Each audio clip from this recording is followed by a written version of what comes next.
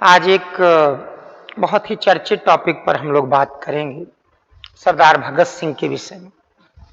अक्सर लोग बोल देते हैं, आपने भी सुना होगा कि भगत सिंह पड़ोसी के यहाँ पैदा हों, हमारे यहाँ न पैदा हों जरूर। भगत सिंह किसी सडन प्रक्रिया का परिणाम नहीं है। थोड़ा भगत सिंह के जीवन पर देखिए और थोड़ा तुलना करने की कोशिश करिएगा कि क्या ऐसा समाज बन रहा है। भगत सिंह का जन्म सितंबर 1907 में आजकल के पाकिस्तान के लायलपुर डिस्ट्रिक्ट के बंगा गांव में हुआ था और संयोग से शहीद भी आजकल के पाकिस्तान के लाहौर में ही हुए थे।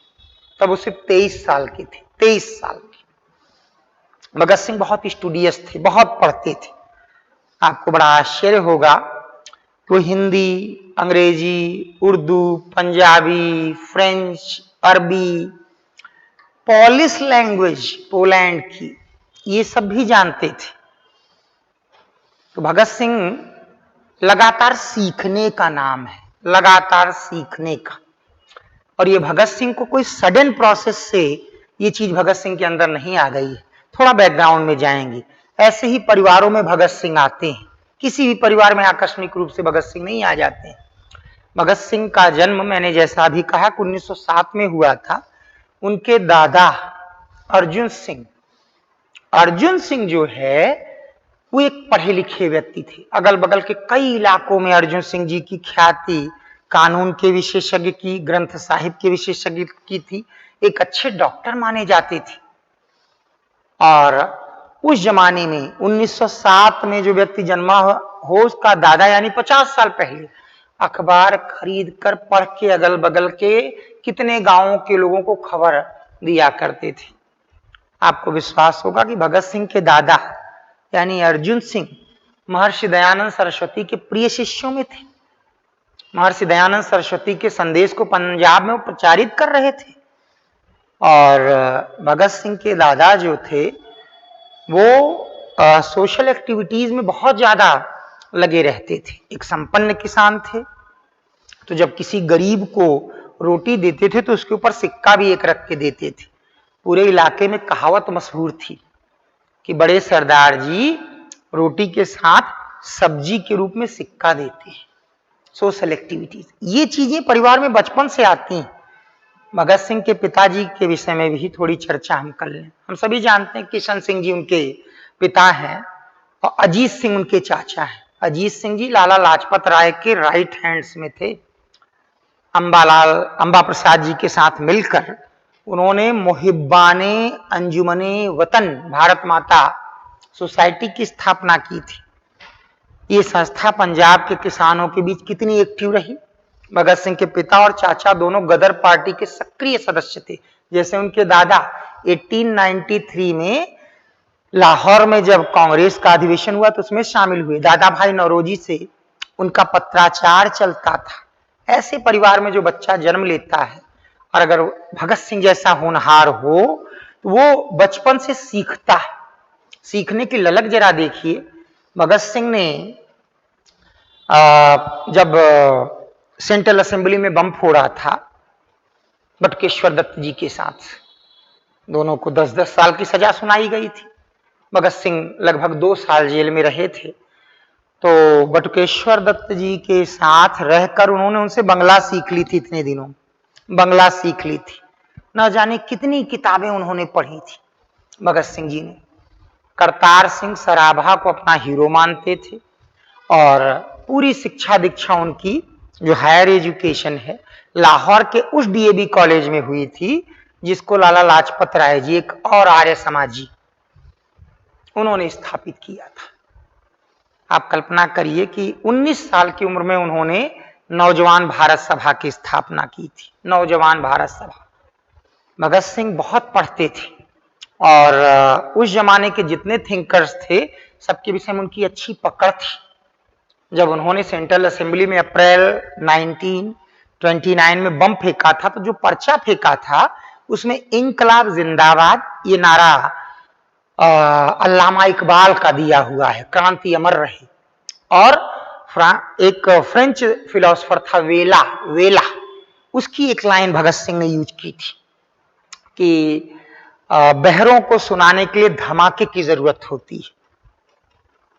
लेकिन जब भगत सिंह लगभग 2 साल जेल में रहे, भगत सिंह जी का मुकदमा लड़ा था आशफ अली ने। उस मुकदमे में सिर्फ 10 साल की सजा हुई थी। अंग्रेज चाहते थे कि सेंट्रल असेंबली में बम फोड़ने के कारण भगत सिंह जी को फांसी दे दे, लेकिन शहीद आजम को फांसी लाहौर में सैंडर्स की हत्या के अभियोग में दी गई थी, राजगुरु और सुखदेव के साथ। इस पूरी अवधि में जेल में पढ़ते रहे और उस अध्ययन का परिणाम देखिए कितनी उस अध्ययन से क्या क्रीम निकलता है। भगत सिंह जी अपने सफाई कर्मी को बेबे कहते थे। जो जरा भी पंजाब से परिचित वो जानते हैं कि बेबे अर्थात मां होता है। तो एक बार भगत सिंह से किसी ने पूछा कि आप बेबे क्यों कहते हैं, वो भी सफाई कर्मी को? भगत सिंह का उत्तर देखिए। आपको लगता है कि 22 साल की उम्र में आज के युवाओं को इस प्रकार की सोच दे दी जाती?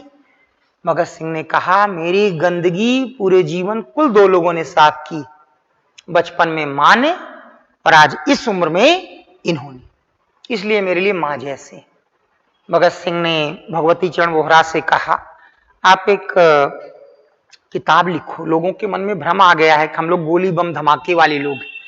किताब का नाम आप जानते हैं, फिलॉसफी ऑफ बम, बम का दर्शन। उसमें भगत सिंह ने प्रीफेस लिखा है, भूमिका, इन तरीकों से कुछ हासिल नहीं होगा। भगत सिंह भी जानते थे लेनिन का तरीका लाखों लोगों को एकजुट करके बड़ी क्रांति के लिए तैयार करना था। भगत सिंह इसके समर्थक थे। लाखों लोग कैसे अट्रैक्ट हों? क्योंकि सब सोए पड़े हैं, सब पर अफीम का नशा छा चुका है। तो उसके लिए भगत सिंह जी ने कहा था कि वेला का वो वाक्य हम प्रयोग करेंगे कि बहरों को सुनाने के लिए धमाके की जरूरत होती। कम से कम इसी बहाने एक बार धमाका होगा तो लोगों की नजर हम पर जाएगी, तो हम अपनी विचारधारा कहेंगे तो कुछ युवा तो प्रेरित होंगे। ये भगत सिंह थे। भगत सिंह की एक छोटी सी घटना मैं और आपको बताता हूं। भगत सिंह जी को जब फांसी की सजा सुना दी गई तो उनके पिताजी ने एक मर्सी पिटीशन लिख दिया था। उनके पिताजी जो खुद एक क्रांतिकारी रहे, गदर आंदोलन से जुड़े रहे, सरदार किशन सिंह। भगत सिंह ने अपने पिता से जैसी बात की वो आपको भावुक कर देगी कि आपने ऐसा करके मुझे शर्मिंदित कर दिया, मैं कोई क्षमा अपने लिए नहीं चाहता हूं। एक छोटी सी घटना बताता हूं। 14 फरवरी 1931 का वो दिन था जब वायसराय ने मदन मोहन मालवीय जी द्वारा लिखी एक पिटीशन को खारिज किया था। मदन मोहन मालवीय जी ने कहा था कि भगत सिंह के मृत्युदंड को माफ कर दिया जाए। वायसराय ने खारिज कर दिया था। 3 दिन बाद गांधी जी मिलने के लिए वायसराय से गए, इरविन से। उन्होंने भी कहा कि आप भगत सिंह की फांसी को रोक दीजिए। वायसराय ने एकदम विचार करने से मना कर दिया। जेल नेहरू ने भी भगत सिंह से लाहौर सेंट्रल जेल में जाकर मुलाकात की थी। तो हमेशा आप सच्चाइयों को पढ़िए।